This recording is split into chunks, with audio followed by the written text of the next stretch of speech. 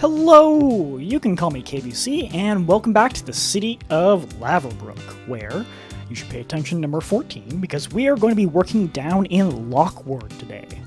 What are we going to be doing here? Well, let's pretend you and I, for a moment, that you have not seen the title of this video, and I would like to take you on a little philosophical journey through my decision-making process when designing a campaign setting, and eventually loop that around full circle into how I arrived at even conceiving the location I'm designing in front of you right now, let alone realizing it on paper. Now, there's a concept I've heard used most often in reference to media consumption called peak end principle. The thought is when humans have an experience, the memories we most readily form, and therefore our entire perception of the experience, are attached to the peak emotional moments and the most recent moments. Think of like a show you've watched recently. The immediate thoughts are typically the best or worst parts, those emotional peaks and valleys, and then the most recent parts you've experienced, the most recent episodes you've watched. But there's all these middle parts that happen and we experience that our brain doesn't attach onto. We don't gravitate towards or form memories about it. No, I'm not going to pretend to be an expert into why or how this happens in our brain. But I found this applies to how we create experiences as well, right? When we're designing a campaign, regardless of system or setting, the things that come most immediately to us, you think of your story arc. You envision the beginning, the most beautiful end, and then you sprinkle some peak moments along the way, right? You put like a dungeon here, an NPC here, you make a cool MacGuffin. These things come to us naturally, right? They're why we want to build the campaign. We have these incredible ideas. But then there's all these parts in between, which you and I both know is going to take up most of the time we spend playing. And those aren't the parts that come to us easy or immediately. And here we run into the trap. You say to yourself, I'm going to start my players in point A. I'm going to give them the quest to direct them to point B. I'm going to make a road from A to B. And I'm going to put a town in between the two, and my players are going to take this road, and they're going to hit the town, and they're going to keep going, and they're going to go to point B. What am I going to put in this town? I need to put all these middle things, these NPCs, these shops, these blah, blah, blah, blah, blah. And then you start your campaign, and the ranger in your party goes, hey, guys, instead of spending a week on the road, because this is my favorite terrain, we can just cut through the woods and save like 4 days on the journey and get to point B like immediately. And now, all this content that you spent too long on, working very hard to imagine and come up with, because it didn't come naturally, because it wasn't the part of the story that excited you. It was just fun extra content for your players you spent all this time on and they freaking skip it? Are you kidding me? It's so easy to burn out making all this stuff to flesh out your world and campaign, and I wasted all this time, and well, first of all, you didn't. It's very easy to reuse content. Nothing is canon until the players actually encounter it in the campaign. But as GMs, how do we guide our players to the content we worked very hard on for them without railroading them? But looking back at the example I just gave you tells exactly where it went wrong. Was that content made for the players or to fill the gap in the map? What's the purpose for the main characters of the story to be there? You may have a good idea of why the players need to go to that town, but the most important factor is where the characters want to go. Say your party has a cleric who, every time they come to town, first thing they do is they find a temple to their god. They leave a little tithe, maybe do a prayer, say, hey, thanks for the nat 20 on that guiding bolt in the last encounter. Now, this may be just a fun little role-playing decision that the player is making for the character that had nothing to do with your campaign, but also the player has told you where their character is going to go every time you come to town. That's a gift. A big leveling up moment for me as a GM was realizing I don't have to railroad my players when their characters will railroad the players for me. These games are a big collaborative effort between you and the players, right? When we're designing a campaign, it's easy to get player agnostic when we're doing it. We envision this giant sprawling land and all this history and lore and important people and places, and we have this beautiful idea in our mind that we want to get out there. We want to share with our friends and players, but when it actually comes to the players being in the game, their characters are the most important part. They're the ones that drive the story. When you want to get to point B, your players will tell you how they want to get there. In their backstory, through their actions, and their level up choices, the NPCs they attach themselves to, these are all tools we can use. Even just knowing your players and their tendencies is a vital tool. Check Critical Role off your D&D YouTube bingo card, because one of the infinite lessons we can all learn from Matt Mercer is if you want your players to find something, instead of locking it behind a random role or a location, if you got a party full of button pushers like Travis Willingham, you just stick a big red button on it and your players are gonna push it.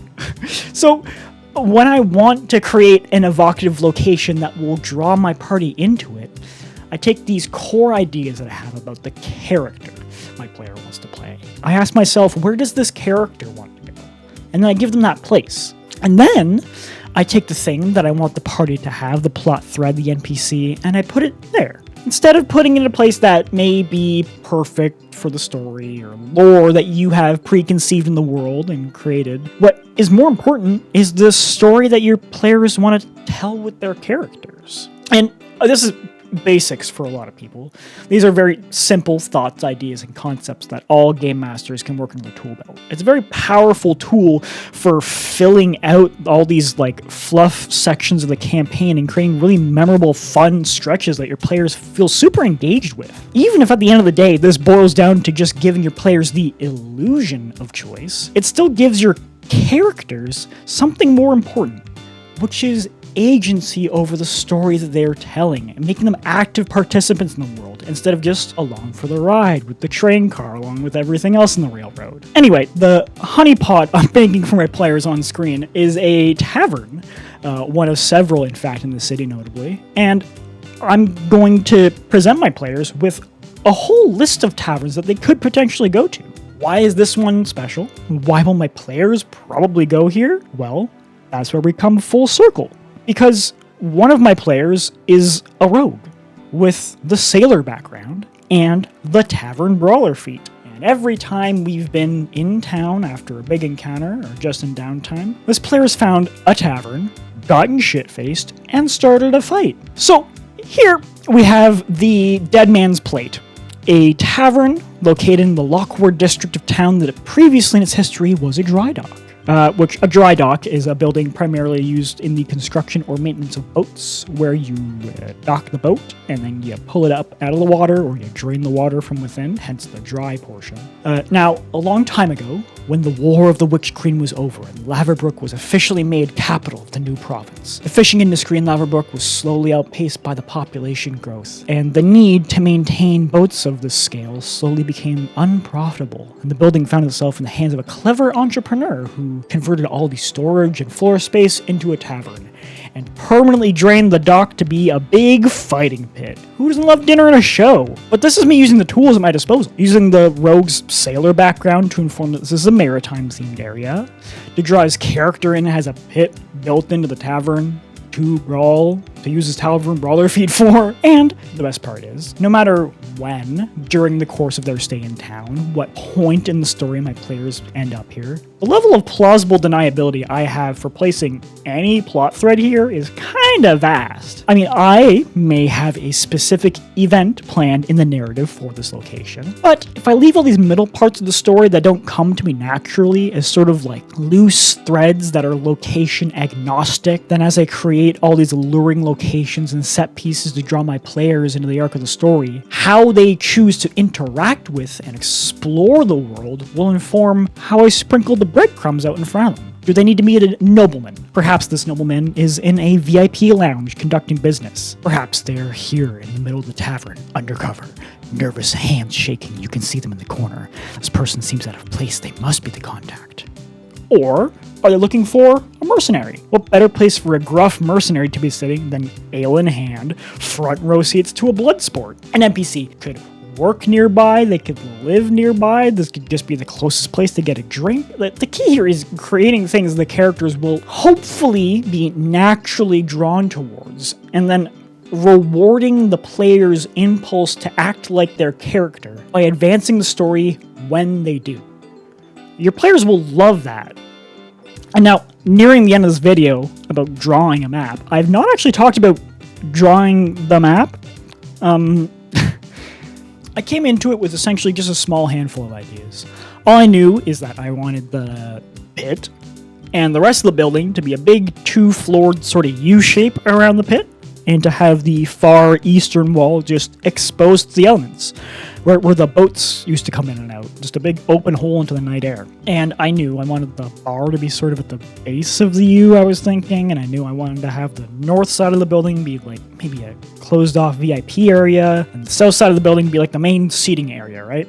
Because when I think of a location, I envision it from my player's perspective when they're going to be there. And in my mind, I have a picture of a player down in the fighting pit having a grand old time, and the rest of the party up in the seating area watching, but maybe someone's watching them or something. And then that sort of informs the basic structure that I build around and the areas that I want my players to notice and go, and places that are easy for me to put things. So, as we approach the final leg of this video, where I am going to be inking in the top floor of the tavern, I would like to ask you all for feedback. You know, I've been ranting for 10 minutes, so I'd like to know if you agree or disagree, or even if what I'm saying makes sense. Feel free to leave questions in the comments. Topics you'd like to hear me discuss more or less. Maybe you'd rather me start getting into the lore more, or you would rather hear about my artistic process, or you'd rather I just shut up. Don't worry, I feel that way too sometimes. At the end of the day, I'm just here to share the cool maps I'm drawing with you, and I certainly feel like a lot of parts of this went well. Like that little bench, these tables, the stairs, I think, on the second floor turned out very well. I love them getting darker, descending into the abyss, sort of thing. You'll see as I do the stairs, I do these little hatch lines to represent sort of the stair, like leaning over the next step, and as it descends into the bottom floor, it gets darker. Now, on the first floor, sort of messed this up, because it's the same deal, and it gets darker as it goes towards the bottom, but it doesn't work as well. It doesn't read the same way. I think if I were to do it again, I would have the stairs get darker as they ascend, but still leave the little hatch shadows to represent the depth. Here I'm doing a little VIP lounge, a little secret area for people to conduct business, a little rug and stuff, fancy chairs. We get ourselves an office for the proprietor, manager, whatever, in this little back hallway.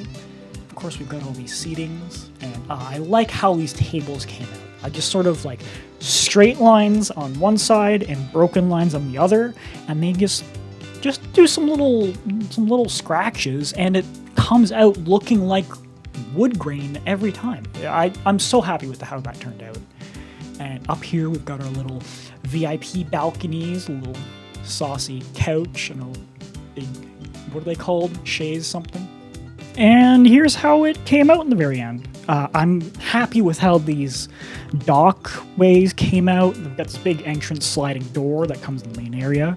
We've got this raised platform with booths on it. We've got this big ring of, benches and not benches, sort of like bar tables around the pit. We got the actual bar itself. At this point, I realized I didn't really do the details on the first floor very well. And coming back to it, I would do the bathroom over again. I'm not really happy with how that turned out. See on the stairs there, I was just talking about how it's darker at the bottom. It doesn't really fit the whole thing. I'm extremely pleased with the fighting pit, though. The water, these are supposed to be like puddles and stuff. They don't really read as water. That's something I would like to improve on going forward. And then coming to the top floor, we got lots of variety of seating, so my players can sort of choose what they feel drawn towards. Again, love how the tables turned out. I could probably do the floors a bit better. I don't know, it's hard to get floor detail in without visually cluttering the whole map, in my opinion. But also, I'm not opposed to coming back to this. Maybe I should give some depth to the railings in the center. Overall, I'm fairly pleased with how the whole thing turned out. Now, I'm not opposed to coming back to work on a piece. I could very easily add more detail, add shading, come back and do color. I could do things digitally. I can make a 3D model of it for fun. You see originally here on the second floor there was going to be a stage there, but I scrapped that idea. It was too noisy and took up too much space in the bottom menu. But yeah, that's how it turned out. Thanks for coming with me along the ride. Like and subscribe, I guess. and I will see you the next time we come back to Laverbrook.